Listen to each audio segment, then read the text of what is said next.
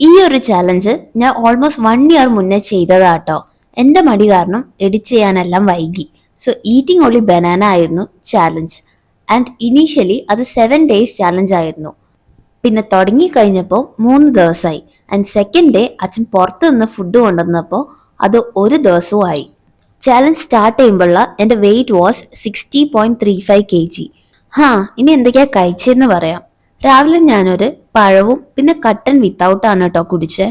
ഏസ്റ്ററിക്സിന് വേണ്ടിയിട്ട് സൈഡിൽ കുറച്ച് പാൻഡ ഫിഗറിൻസ് എല്ലാം വെച്ചിട്ടുണ്ട്. 7 ദിവസം അത് അവിടെ തന്നെ ഉണ്ടാവും വിചാരിച്ചെ. പക്ഷെ എന്റെ ഡെഡിക്കേഷൻ കാരണം പെട്ടെന്ന് തന്നെ മാറ്റി കൊടുത്തു. ഉച്ച ഒരു 2:30 ആയപ്പോൾ ലഞ്ച് കഴിച്ചു.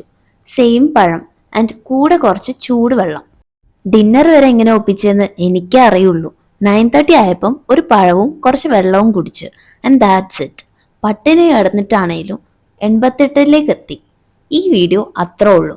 അപ്പോൾ ശരി, ബൈ.